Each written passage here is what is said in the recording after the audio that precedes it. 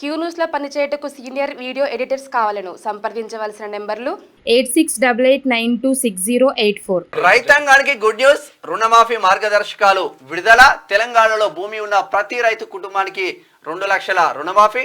స్వల్పకాలిక పంట రుణాలకు వర్తించనున్న రుణమాఫీ, బట్ కొన్ని కండిషన్స్ అయితే తెలంగాణ సర్కార్ రైతాంగానికి గుడ్ న్యూస్ చెప్పింది. ఇక రైతు రుణమాఫీకి సంబంధించి ప్రభుత్వం తాజాగా మార్గదర్శకాలు విడుదల చేసింది. ఎన్నాళ్ళ నుంచో ఎదురు చూస్తున్న రుణమాఫీకి ఎట్టకేలకు మోక్షం లభించింది.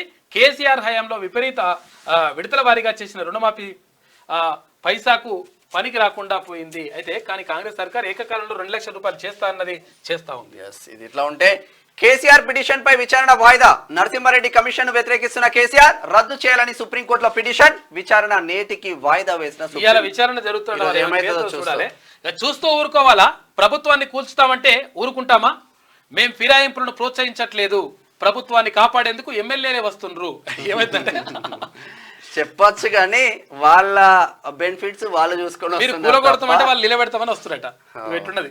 ప్రభుత్వాన్ని కాపాడేందుకు ఎమ్మెల్యేలే వస్తుండ్రు. అప్పుడు కేసీఆర్ది కరెక్ట్ అయితే మాది కరెక్టే. బీజేపీ ఎన్ని ప్రభుత్వాలను కూల్చిందో తెలుసు.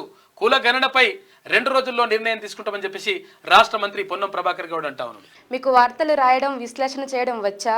అన్యాయాన్ని ప్రశ్నించడం తెలుసా? ఇంకెందుకు ఆలస్యం? క్యూ న్యూస్ మిమ్మల్ని ఆహ్వానిస్తుంది. క్యూ న్యూస్లో పనిచేయటకు అనుభవం గల కంటెంట్ రైటర్స్ కావాలను. సంప్రదించవలసిన నెంబర్లు 8688960884.